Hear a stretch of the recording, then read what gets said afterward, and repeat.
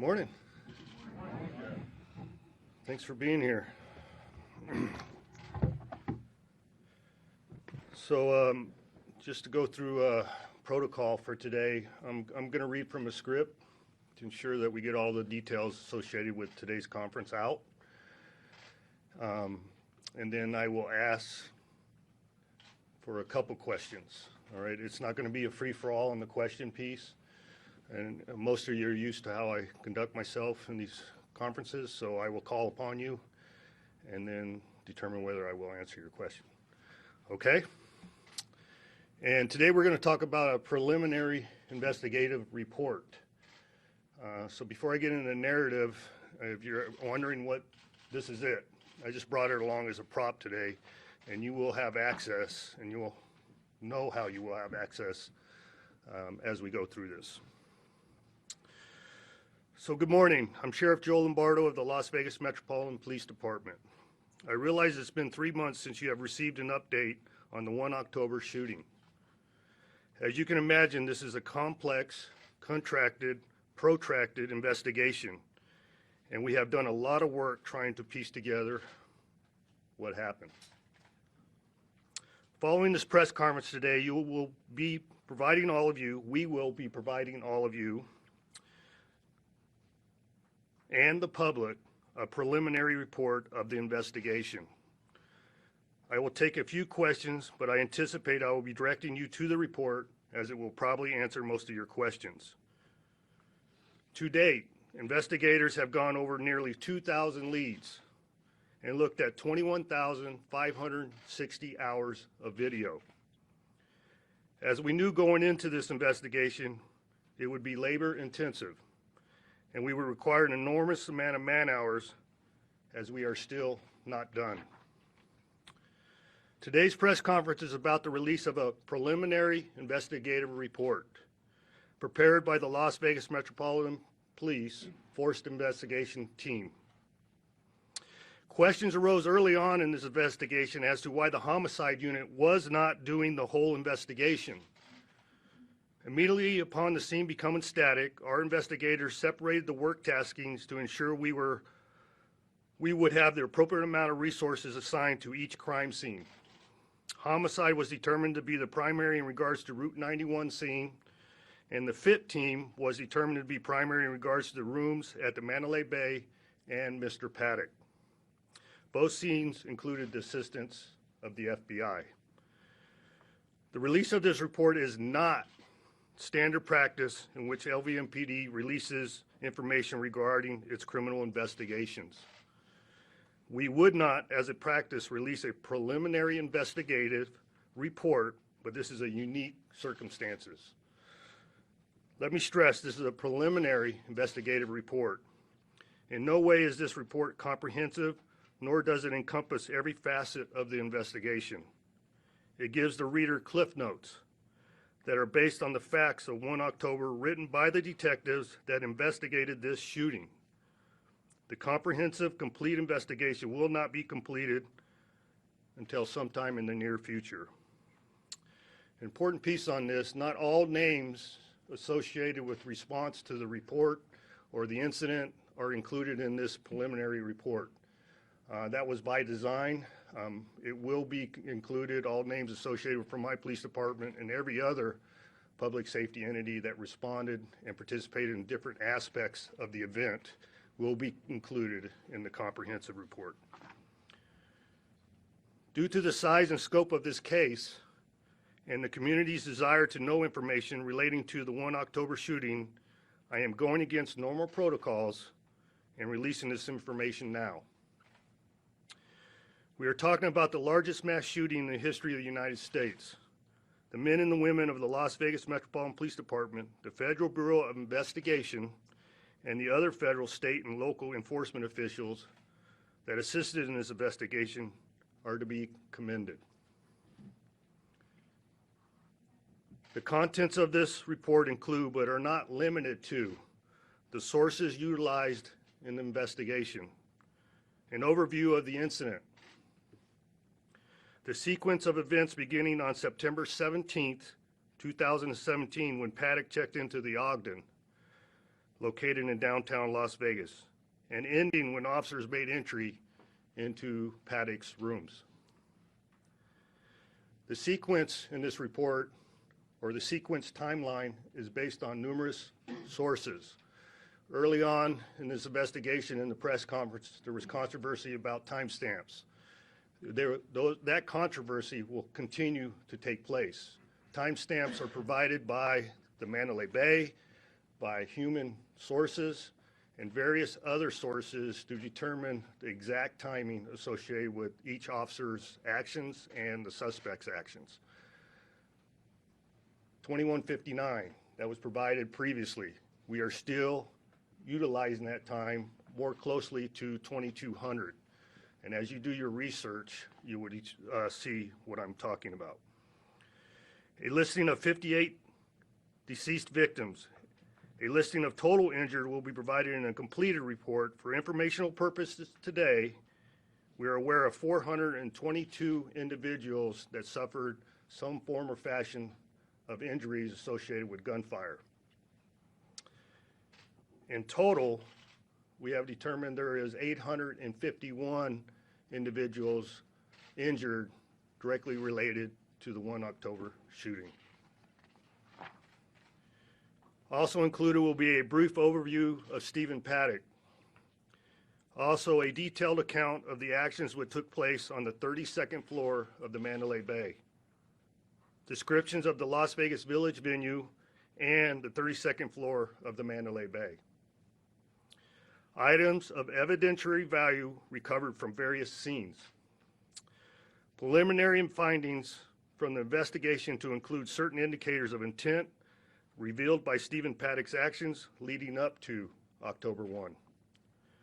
Public venues and other locations researched by Paddock, and some scene photography or photographs. This report is not going to answer every question or even answer the biggest question as to why he did what he did. What this report will shed light on is the planning of the attack, the research that was done by Paddock in looking for public venues where crowds gathered, Paddock's movement in the days leading up to the attack, and based on witness interviews and evidence, how Paddock carried out the attack. You will see in the report Paddock's disturbing search history from his computers to include extensive search history of ballistics and SWAT tactics. You will see that we recovered numerous photographs of child pornography. And as to the missing hard drive that was mentioned in previous press conferences, we have yet to determine when the hard drive was removed. It could have been in close proximity to 1 October, or it could have been years prior. We are unable to locate it. As you will read, there was no suicide note, nor a manifesto left behind. No ideology or radicalization was discovered. We hope that the work continues to be done on this case and will eventually help paint a more complete psychological picture on why Paddock committed such evil. The results of the autopsy, the toxicology, and the pathology will be provided by the coroner's office. It's not a matter of public record. I realize there's litigation currently associated with the coroner's office reference this matter, but any information referenced those 3 items will be provided by the coroner's office. I can tell you that the men and women of the FBI's Behavioral Analysis Unit are working tirelessly to provide answers as to why, but that as long and detailed process, we are all going to have to be patient and let this investigation run its course. I know and believe there was only one suspect who killed 58 people and injured hundreds more. All the evidence recovered in this case supports that theory. There was one shooter in the 1 October massacre. There was only one person responsible, and that was Stephen Paddock. We do not anticipate charges being brought forward against Mary Lou Danley. As to any other people, the FBI has an ongoing case against an individual of federal interest. I will not be able to elaborate on that statement because it's a pending investigation Any further information reference that individual can be provided by the FBI. It is my hope this report will provide the media and the public an understanding of what occurred on 1 October. Before I close, I would like to address an issue a number of you have raised about changes to our police radio system. And specifically, if this will affect your ability to listen to our radio traffic. This change has been in the works for 2 years. 2 years. No relation to 1 October. It will enable our department to go on the open market to purchase end-user devices such as pack sets and radios. We are no longer having to rely on a single proprietary vendor. Subsequently, it will save the department money. It will also allow us to update our radios over the air via the internet versus manually manipulating them. It will also allow our undercover units to have encrypted channels for safety. The press will continue to have access to all our calls for service associated with the patrol division. At the conclusion of this press conference, a report will be made public going to the lvmpd.com website, and we will also send follow-up press release along with a link to this report. As a reminder, the mission of the Las Vegas Metropolitan Police Department is to make Las Vegas the safest community in America and the safest resort destination in the world. You have my word, and this is my goal and focus as a sheriff of Clark County. We will learn from this incident and do everything in our power to prevent something like this from ever happening again. I'm happy to answer some questions.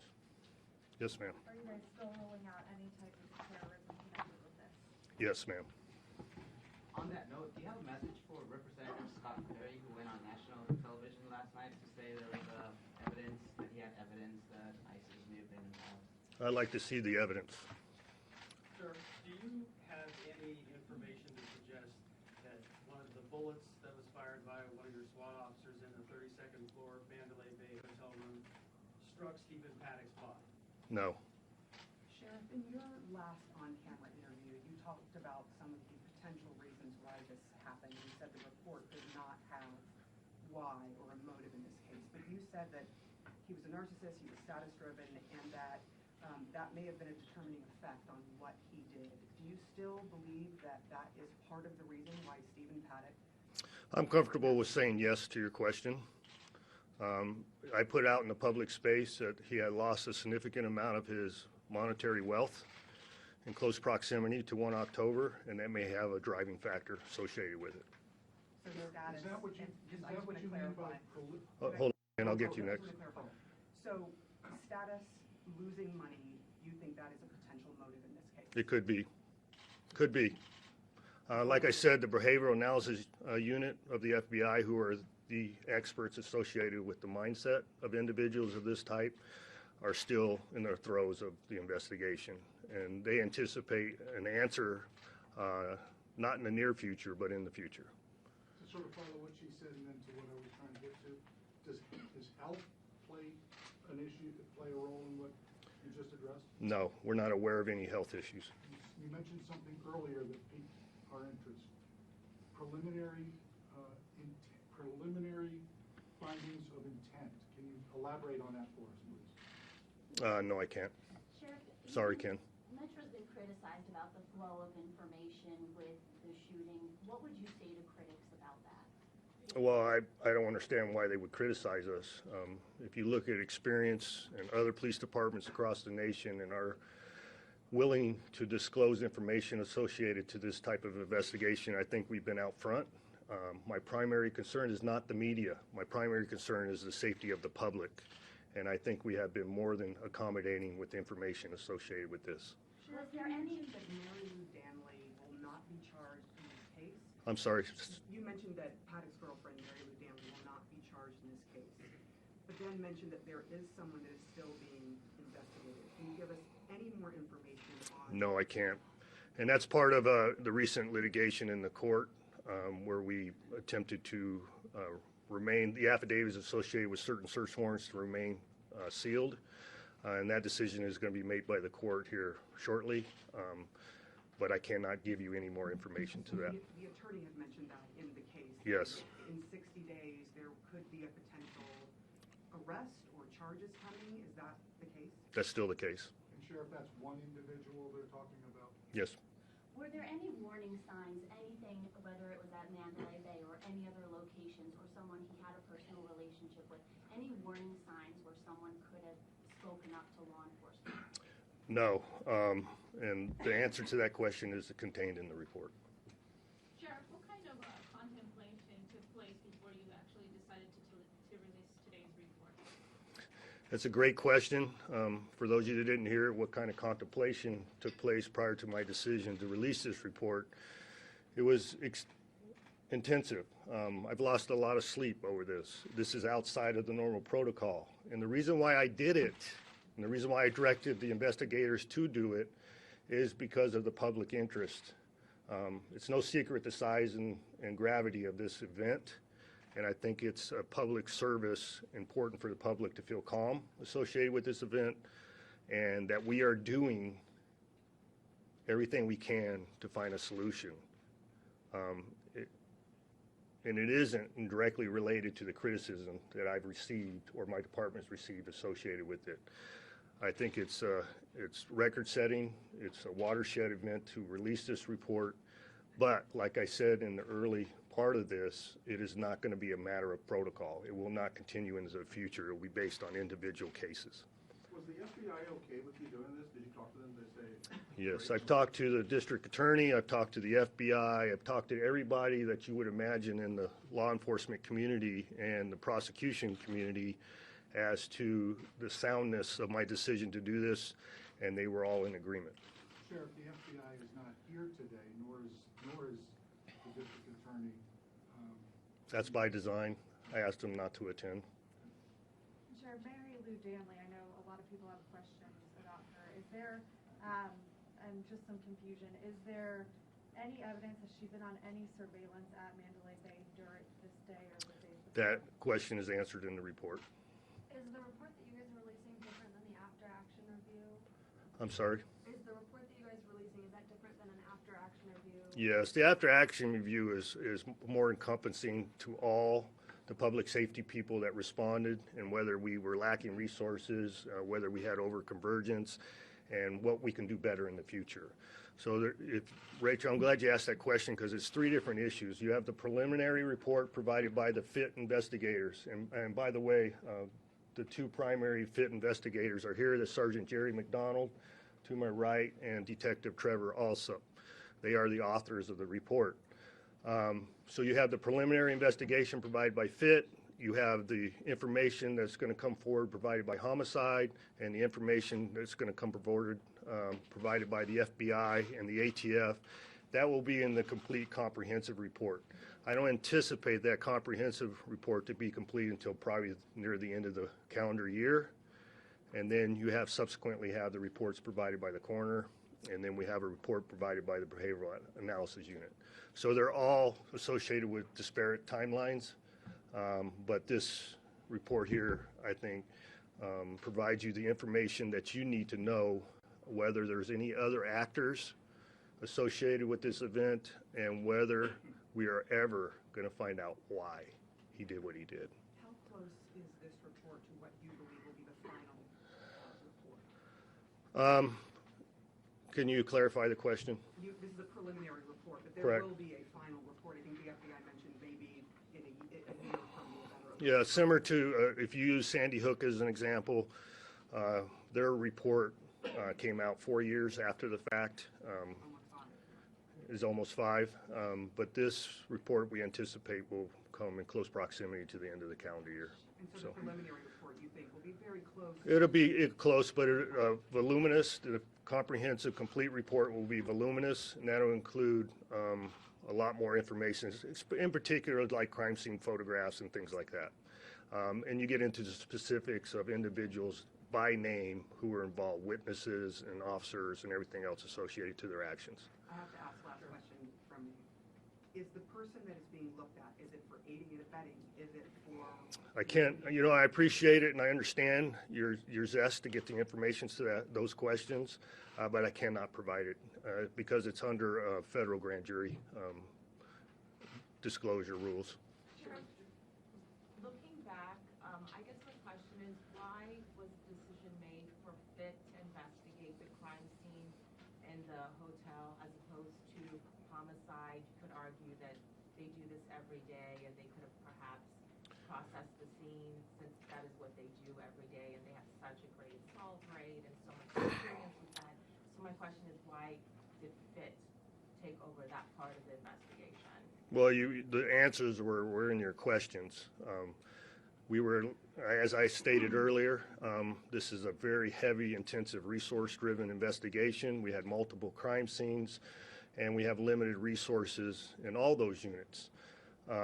This is something we have never experienced before. But more importantly, the suspect was dead. It wasn't like it was a continued active investigation outside of any other players. The crime scene was static, and as Craig mentioned earlier, there was an officer-involved discharge of his weapon, and that's what FIT is an expert at. They conduct all the investigations involving our officers-involved shootings. They are very robust investigators. They're very competent investigators, and that's why the decision was made to do that, because the accidental discharge was in Mr. Paddock's room.